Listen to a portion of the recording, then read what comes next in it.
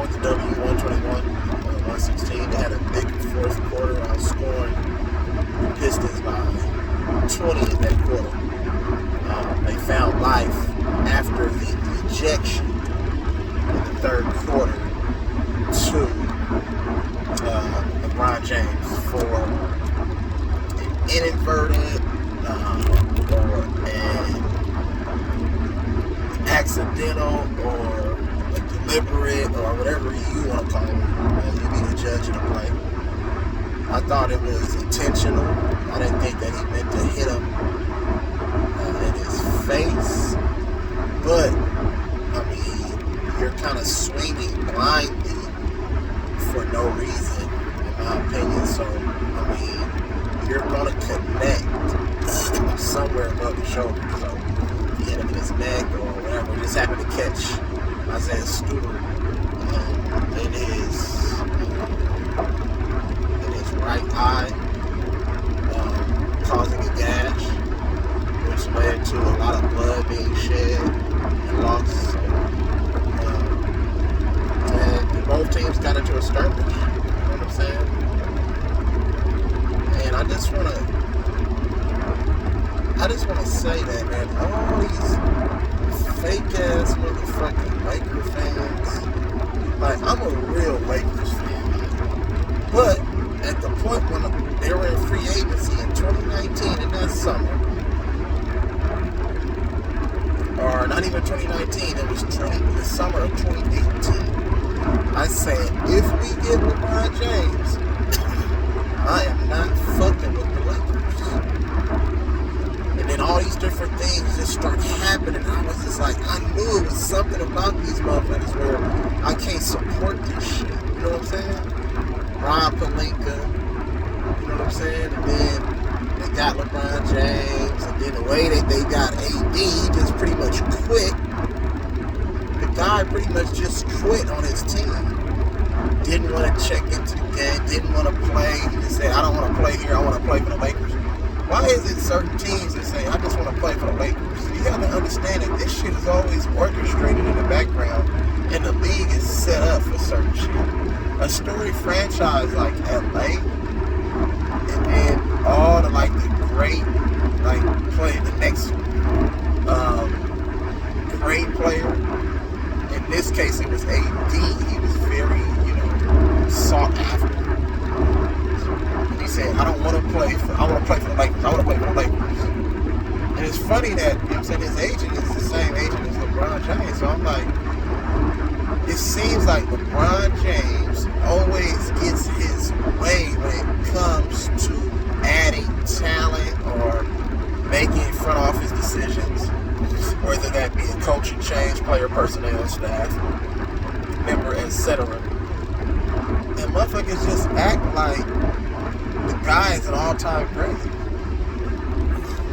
Kobe didn't handpick motherfuckers.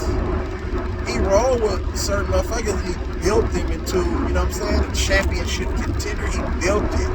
He threatened to leave, according to reports. I don't know how much validation it is to that, or how much truth. But he did want to leave and go play for Philly and other teams, Chicago and other teams that, was mentioned in those rumors. But then they made a trade and got Pau Gasol, who was a very talented big man, perennial all-star in Memphis at the time.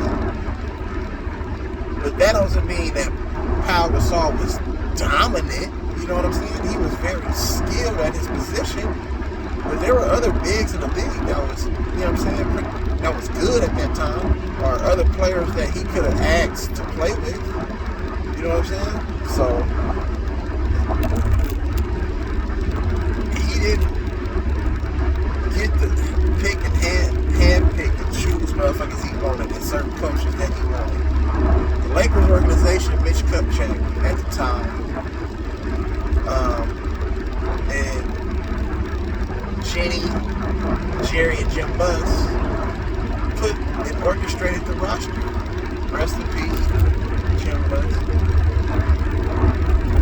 But they orchestrated the roster. You know what I'm saying? They signed guys, they traded for certain guys, but certain guys wasn't picked. If you think about that, the back-to-back championship teams that the Lakers, that Kobe was on, he led those teams to back-to-back finals. Just look at the talent. You can't look at that team and say that anybody outside of Kobe and Gasol are Hall of Fame players. Think about it. It was just him and Gasol, and you know it's really hard to win. Like, you know what I'm saying? If you don't have that alpha, and you don't have that Robin to your Batman, like, you know what I'm saying? They got it done. They shredded, you know what I'm saying, great teams during that time. Shredded great teams. But the point I'm making is the organization shifted as far as personnel, people who's in position to make certain decisions. And it's not respectable to me, like, you know what I'm saying? And the way that they so-called been winning and losing, it's a disgrace. Like, it fucks with the integrity of the game. It's just my opinion. You know what I'm saying? I'm giving my perspective on how I see it. Just being around the game, you know what I'm saying? Being in the game, being a fan of the game, you know what I'm saying? I pay attention to shit. It's not always about the X's and the O's and then, you know, going out there putting the best talent on the floor. It's just the shit that goes on behind the scenes to try to make a team, you know what I'm saying, a formidable winner. And I don't agree with this shit. You know what I'm saying? The Lakers are not a good basketball team. But yet, just because they added all of these different players in the offseason, they were looked at as like a top team to win the championship. They were a top team to win the championship. And I say, it's something to that. You know what I'm saying? Obviously, money always plays a factor. It's just money. Because they know a lot of motherfuckers is going to bet on the Lakers. You know what I'm saying? But then, why would you put them as a top contender if you know, for one, LeBron battled injuries last year. They got swept in the first round. You know what I'm saying? AD got married. You know how that goes. They won a fake-ass bubble championship. You know what I'm saying? And then they come back and they add all of these veterans, you know what I'm saying, on one-year deals. Players that's washed. Other teams didn't want them outside of Carmelo. Let's keep it 100. Other teams didn't want nobody. None of them players outside of Carmelo. Rondo didn't get as much run as he get for the Lakers for any other team in the last couple of years. Think about that. When he went to the Clippers, he didn't really play that much for the Clippers. You know what I'm saying? And when he went to the Hawks, he didn't really play that much. So you gotta look at all aspects. Dwight Howard, he was, he was getting his little playing time. You know what I'm saying? He was consistent in what he brought to the Philadelphia 76ers, but they didn't win anything. You get what I'm saying? Because they didn't feature him in the offense. It's not like, you know what I'm saying, they gave him the ball and called his number. You know what I'm saying? They said, we're going to run our offense through Dwight Howard when he's in the game. He got all hustle buttons, but he do. What he's turned into over the course of these last, like, several years. So, but then all these other players, Kendrick Nunn, he played okay, decent, over in Miami. We know what he can bring, you know what I'm saying? But he's been battling injuries this year, you know what I'm saying? And he's on a one-year deal. So, THT, we know the talent that he has. We don't know if he can maximize it, if the Lakers can maximize that talent. I don't know if they really have a good player development, you know what I'm saying, over in LA, but we know the talent that THT does have, his potential there. But are we relying on him? You know what I'm saying? This is his first time really just getting substantial and crucial playing time. You know what I'm saying? He's starting to get playing time, but he's kind of developed too. He's still young, so we don't really know what he could. We don't really know what he's going to turn out to be. You know what I'm saying? He can peak, or you know what I'm saying, he can stunt, and it can be a cap. You know what I'm saying? To his game. Then you add Malik Monk, who's always battled injuries in Charlotte. We know his lock down a three. We know what type of player he is. You know what I'm saying? We seen him put up, 20-point, 30-point games in Charlotte when healthy.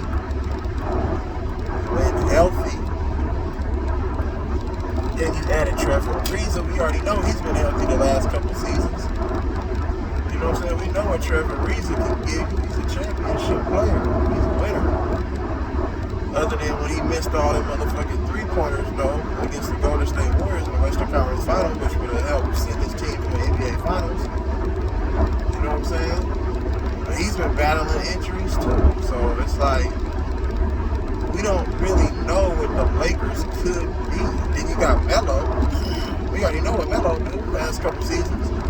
Melo was balling, man. Melo was that guy. But they don't feature Melo.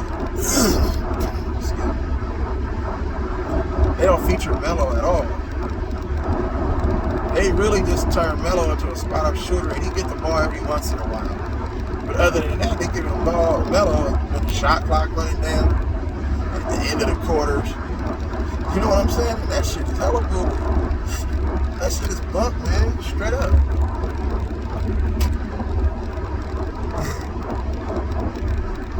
Melo needs to be featured in offense as a go-to player. Straight up. If they want to have any chance of going to any NBA final or even making the playoffs, let alone. In my opinion. Then you brought over Russell Westbrook just because he had all the accolades and all that. He's considered a superstar player. That doesn't necessarily mean that they're going to win. You put Russell Westbrook on a team with LeBron James and all these other players, it's only one basketball. Russell Westbrook's job is to make his teammates better, and he doesn't do that. He's not the traditional point guard. You know what I'm saying? He's not the traditional point guard. He's not like a Chris Paul or somebody like that who's gonna, get the team involved. He's not a great shooter from three. First off, and LeBron needs three-point shooters. He needs people to spot up for him. Because most of the time he's gonna have the ball. Like, you know what I'm saying? And LeBron James is not a catch and shoot three-point shooter. Everything is in a rhythm for them. You know what I'm saying? So you have to understand that everything is in a rhythm. Russ makes threes off of a rhythm, off a dribble and pull up. LeBron makes the same threes. They really don't have outside shooting, which you need in today's NBA. The big man is really obsolete. But the big man plays like a guard in today's game. There's no real dominant back-to-the-basket big man. You know what I'm saying? Nikola Jokic, he has nice feathery touch. He can post you up, hit you with a different array of shots. Joel Embiid is pretty beastly and dominant down here. That's just to name a few. You know what I'm saying? I don't really see too many other dominant big men in the NBA. He plays a back-to-the-basket type of game. Most big men in today's NBA is on the perimeter, most of the dribble, you know what I'm saying? They're a little more versatile. You can do a little bit different things, but other than that, everybody, this is a three-point and guard-oriented game. Sometimes teams put 5 guards out there on the floor. And small forward is just a bigger shooting guard. So you can consider that a guard too. What I'm saying is that you're not going to be able to win like that. You know what I'm saying? That's why Brooklyn is so mad at Kyrie, because they know that this is a guard-oriented game and they need Kyrie to win. You know what I'm saying? What Kyrie brings to the team is very, very vital. It's very key.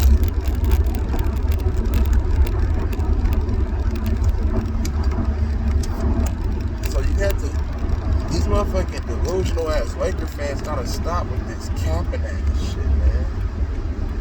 I'm not even gonna say capping. All this motherfucking them wolf tickets these motherfuckers are selling. Going with all that jogging, all that phony ass shit, bro. Lakers are not gonna be there at the end. I don't give a fuck even if they are healthy. They need to establish some chemistry. and a lineup, and they need to have a system in place. You can't just say, okay, LeBron, AD, Melo, Russ, go ahead, go win a championship. No, motherfucker, what happened when you need the game plan? What happened when you need to change shit on the fly? See, that's what I'm saying. Motherfuckers be on that bullshit and don't understand basketball, man. You can't just put the best talent out there on the floor and say, go win. It's a system. You know what I'm saying? You think LeBron James and all the motherfuckers would have won in Miami on those fake-ass championships they won? If it wasn't for the coaching and the system?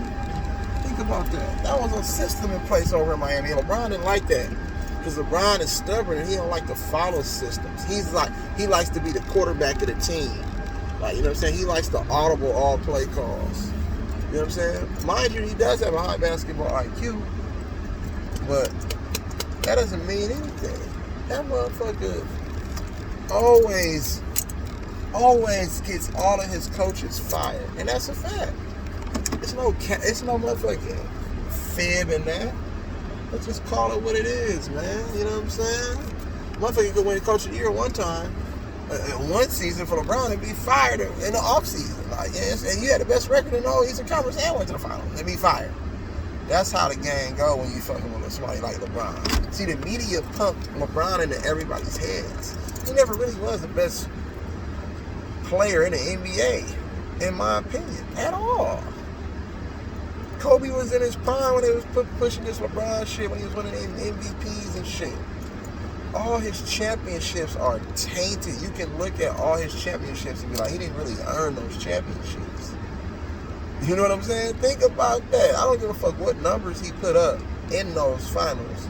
Because the media say, yeah, LeBron had averaging 50 and motherfucking 20 rebounds and 18 assists in the finals and woo. But I'm saying he lost about 6 finals. He lost 6 finals. Come on, man. This shit is straight phony.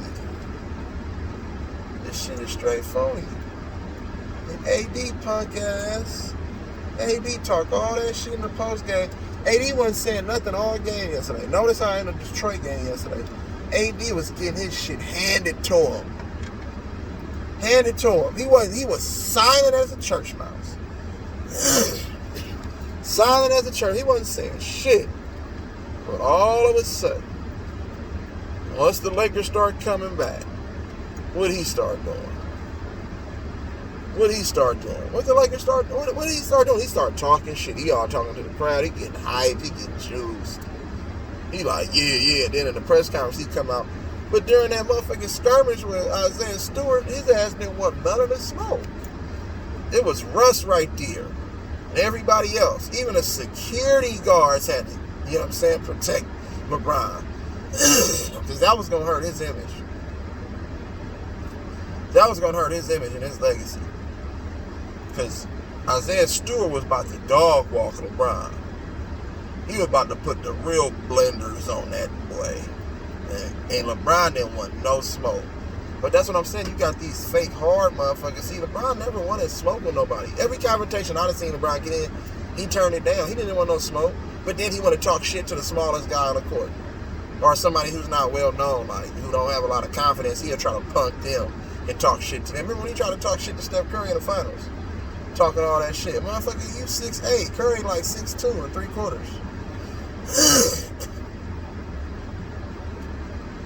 You know what I'm saying? You're supposed to block all his shots.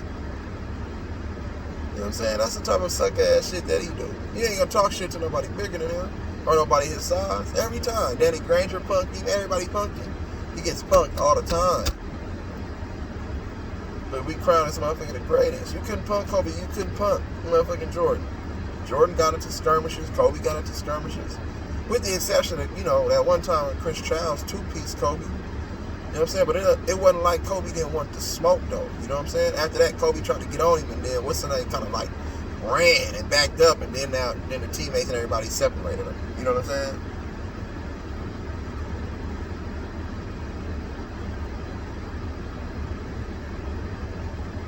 But you see when Kobe got into it with Ron Artest. You see when he got into it with Matt Barnes. You see when he got into it with Reggie Miller, Kobe wanted all the smoke. You feel me? Motherfucker wasn't no punk.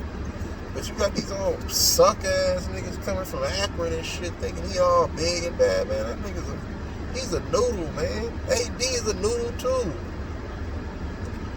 You talk all that shit, the motherfuckers don't want no smoke. On the other hand, Melo, he want the smoke. Russell Westbrook want the smoke. None of them niggas gonna do nothing, though, man. We crown on a team and they don't even have no motherfucking chemistry. They ain't never even played together. Outside of an all-star game. This ain't no motherfucking all-star game. This is a motherfucking long season, bro. 82 games. You gotta have the right leader on that bench. And I don't think Frank Vogel was that leader. He had success in Indiana because he didn't really have stars over there. He had a bunch of role players. So, and who played hard, who understood how to play. And also was in the Eastern Conference. This shit a whole nother ball game. You advance all them years later. Shit, Frank Vogel, you ain't the same coach. You know what I'm saying? You preaching all that. You a defensive-minded coach, and you had one of the worst defenses in the NBA. You give up one of the most points per game in the NBA. So you tell me if your team is not good for what you're good at as a coach, then how good is your team really gonna be? That's what I'm saying. What's the peak? I don't really see a peak, even if they get fully healthy. So, Elder.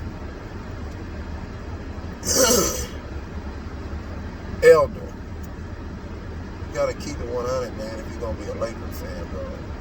Keep it 100. The way this team is constructed right now, they cannot win a championship. You know what I'm saying? You just have a bunch of guys on the team. You know what I'm saying? Nobody has real roles defined. They don't know what type of team they want to be. They gotta figure all that shit out if they want to win another championship. You feel me? Period.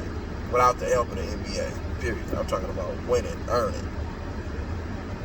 So, you know, like, share, subscribe. You know, comment, hit me up. You know, we can talk the shit. We can shoot the shit all day. You feel me? So, y'all have a blessed day, man. And I'm going to check back.